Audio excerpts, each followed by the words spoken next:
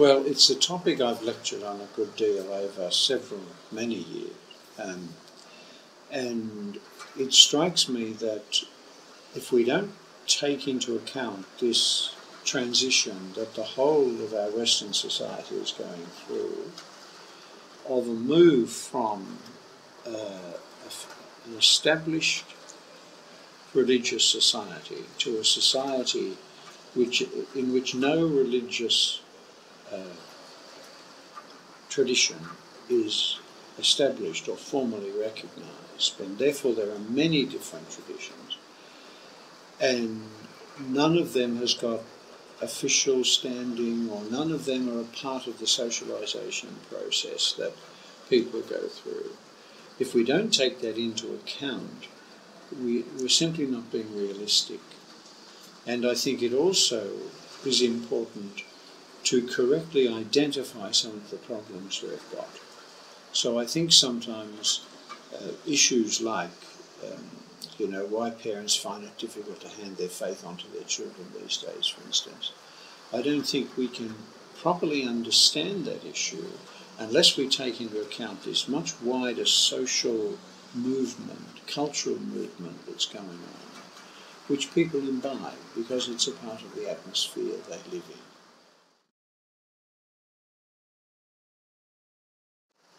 Well, I'm not sure it's unique, but I think what's specifically important about it is this topic of a movement from Christendom to pluralism. You can find a great deal in lots of scholarly works. It's something that theologians and philosophers and all sorts of other people, thinkers, would take for granted. But I don't think it's yet something which is a part of the public domain. And I think it's very important that it is something that ordinary people in parishes and in schools and just people who think about their religious affiliation and tradition, I think it's very important that they take this into account. So what's important for me about that is that it's an attempt to make it accessible to a much wider range of people. Well, I'd hope they would see this differently. In fact, I've had feedback from one person already who would be very concerned about the practical issues facing the church. But they saw this, taking it back a step further, if you like, and seeing all of this as part of a broader movement, they found that very helpful to sort of locate those problems. So my hope would be that people could take away a sense that even though there are many practical problems, we also need to see those practical problems in this wider perspective of this long-term movement that's going on in Western cultures.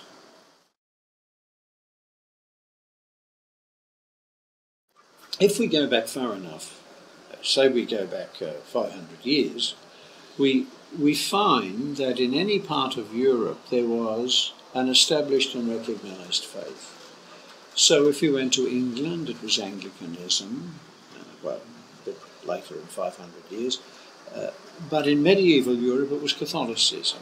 And then after the Reformation you've got Lutheranism in some parts, various forms of Reformed Catholicism in others, of Reformed Christianity in others, Anglicanism obviously in England. So they were a part of the social structure. They were a part of the way it was to be English or German or French or Italian or Irish.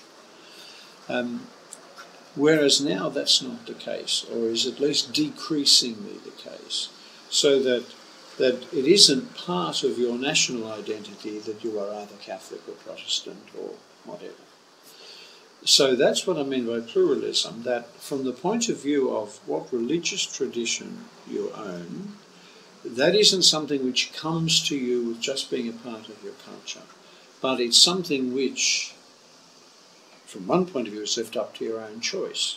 It's something which isn't part of being Australian or isn't part of being French, that you have a particular religion. There's a pluralism of possibilities there.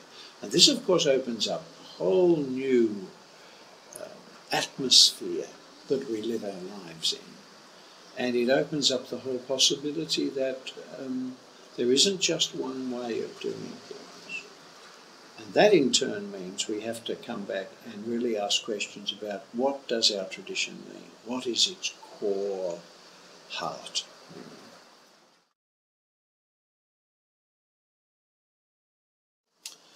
Well, I think the first thing is that we have to recognise that this is a reality.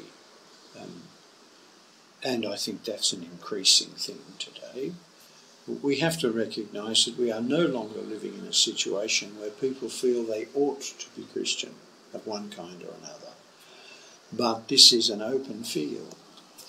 And I think we need to recognise that fact.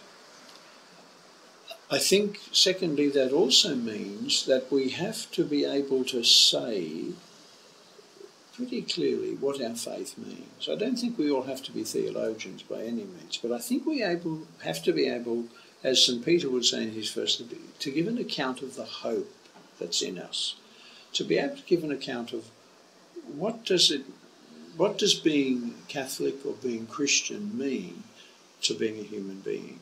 How does that flavour our humanity? How does that give hope? So I think that becomes very important. I think in the past, in the Middle Ages, there was no catechesis. You didn't need it. You absorbed your faith from the atmosphere that you lived in. Whereas that doesn't happen anymore today. So we have to at least be able to give an account of the hope that's in us, at least in terms of what that means for human existence, without necessarily going into all sorts of theological questions. So I think that's extremely important. So they'd be the two things I think are the most important.